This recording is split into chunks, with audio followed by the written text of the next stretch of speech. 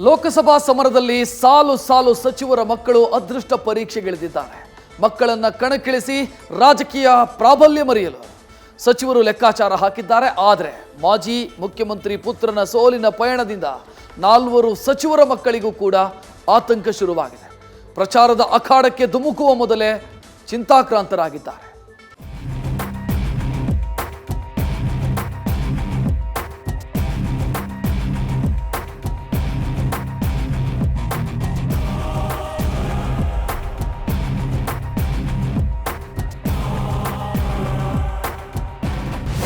Nikhil Kumaraswamy JDS ಯುವ ಘಟಕದ ರಾಜ್ಯಾಧ್ಯಕ್ಷ, ಮಾಜಿ ಸಿಎಂ ಕುಮಾರಸ್ವಾಮಿಯವರ ಪುತ್ರ, ಮಾಜಿ ಪ್ರಧಾನಿ ಎಚ್.ಡಿ. ದೇವೇಗೌಡರ ಮೊಮ್ಮಗ, ಪ್ರಥಮ ಚುಂಬನಂ ದಂತ ಭಗ್ನ ಎಂಬಂತೆ ಮಂಡ್ಯ ಲೋಕಸಭೆಗೆ ನಿಂತು ಸೋಲು ಅನುಭವಿಸಿದ್ರು. ಬಳಿಕ ನಡೆದ ವಿಧಾನಸಭೆಯಲ್ಲೂ ರಾಮನಗರದಿಂದ ಸ್ಪರ್ಧಿಸಿ ಸೋತಿದ್ರು. ಅರೆ, ಇದ್ಯಾಕೆ ಈ ವಿಚಾರ ಪ್ರಸ್ತಾಪ ಮಾಡ್ತಿದ್ದಾರೆ ಅಂತ ನಿಮ್ಮಲ್ಲಿ ಪ್ರಶ್ನೆ ಮೂಡಬಹುದು. ಅದಕ್ಕೆ ಉತ್ತರ, ಲೋಕಸಭೆ ಚುನಾವಣೆಯಲ್ಲಿ ಮೊದಲ ಬಾರಿಗೆ ರಾಜಕೀಯ ಚದುರಂಗದಾಟದಲ್ಲಿ ಅದೃಷ್ಟ ಪರೀಕ್ಷೆ ಇಳಿದಿರುವ ಸಚಿವರ ಮಕ್ಕಳು.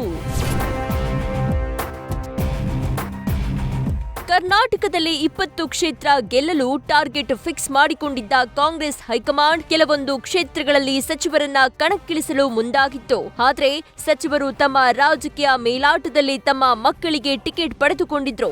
ಮಕ್ಕಳನ್ನ ಕಣಕ್ಕಿಳಿಸಿ ರಾಜಕೀಯ ಪ್ರಾಬಲ್ಯ ಮೆರೆಯುವ ಲೆಕ್ಕಾಚಾರ ಹಾಕಿದ್ದ ಸಚಿವರಿಗೆ ಮಾಜಿ ಸಿಎಂ ಪುತ್ರ ನಿಖಿಲ್ ಕುಮಾರಸ್ವಾಮಿಯವರ ಸೋಲಿನ ಪಯಣ ಟೆನ್ಷನ್ ಹೆಚ್ಚಿಸಿದೆ.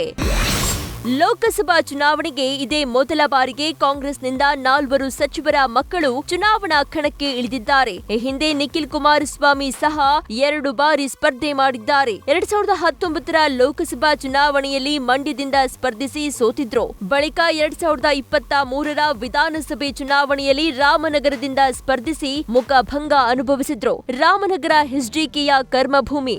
ಮಾಜಿ ಸಿಎಂ ಕುಮಾರಸ್ವಾಮಿ ಪುತ್ರನಾಗಿದ್ರು ನಿಖಿಲ್ಗೆ ಸೋಲು ಎದುರಾಗಿತ್ತು. ಈಗ ಅದು ತಮಗೂ ಪುನರಾವರ್ತನೆಯಾದ್ರೆ ರಾಜಕೀಯ ಭವಿಷ್ಯವೇ ಮಂಕಾಗಲಿದೆ ಎಂಬ ಆತಂಕ ಸಚಿವರ ಮಕ್ಕಳಲ್ಲಿ ಕಾಡತೊಡಗಿದೆ.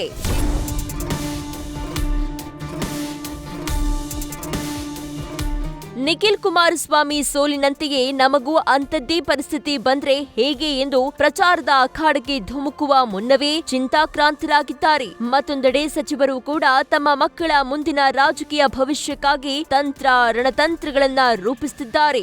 ಲೋಕಸಭಾ ಅಖಾಡದಲ್ಲಿ ಯಾವುದನ್ನೂ ಲಘುವಾಗಿ ಪರಿಗಣಿಸದೆ ಸ್ಥಳೀಯ ಮಟ್ಟದ ಸಣ್ಣ ನಾಯಕರನ್ನ ವಿಶ್ವಾಸಕ್ಕೆ ತೆಗೆದುಕೊಂಡು ತಮ್ಮ ಮಕ್ಕಳನ್ನ ಗೆಲ್ಲಿಸಿಕೊಂಡು ಬರಲು ತೆರೆ ಮರೆಯಲ್ಲಿ ಕಸರತ್ತು ಮಾಡುತ್ತಿದ್ದಾರೆ.